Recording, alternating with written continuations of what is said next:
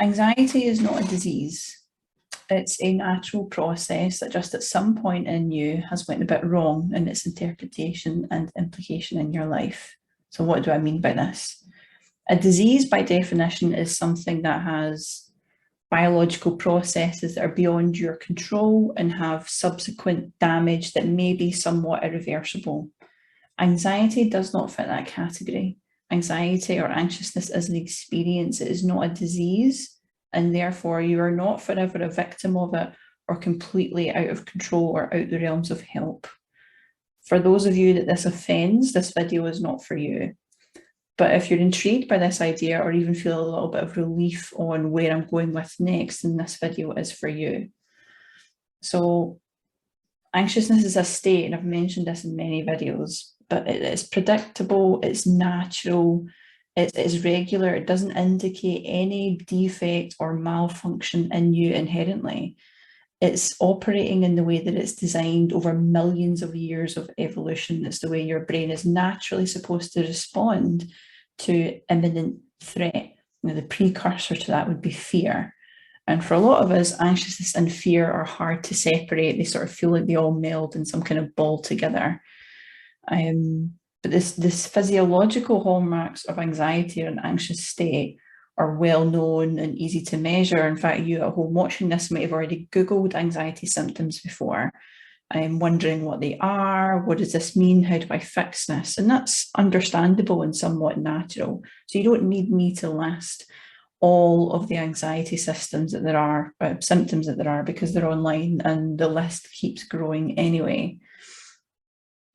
So I know that you might be convinced when you're reading these symptoms that they're scary and unique and special, and you're sure that nobody else feels it as strongly as you do. And you might even be having thoughts on a regular basis that this just can't be normal. Something must be really wrong because it feels so much like there's something wrong. And this specifically is what I want to zone in on in this video. If you take nothing else away from this but this point, this will serve you in so many ways if you let it guide you day to day. At first, this may seem harsh, but this is necessary to break the chain. You're absolutely and completely wrong about how you feel about your anxiety. What anxiety and panic feel like doesn't matter. How you feel, the sensations and the thoughts you experience do not matter. I know this seems really crazy, but you'll learn more moving forward that those aren't the actual problems, the sensations and the feelings that you have about it. How you interpret them and react to them is the real problem. I'm going to repeat that again because it's so important. How you interpret and react to your feelings and sensations while in an anxious state is the problem, not the symptoms that you think is the problem. I'm going to reiterate that the symptoms are real. The physical sensations you feel are real. They're a natural, predictable, engineered response that's supposed to be there for imminent danger. So I know that those physical symptoms are real, but the danger that you think they represent, those are not real. And I promise I will go in more detail about this.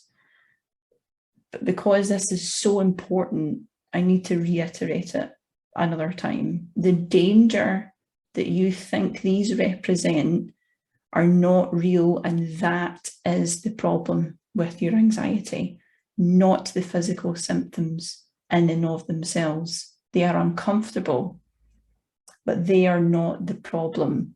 And you chasing them and perhaps asking 500 strangers online about your symptoms probably hasn't brought you a lot of solution either. So this is where that chase needs to end. I'm going to save you a lot of energy and time and frustration. You don't need to chase after the answers for those things. It's your response to them that is the issue.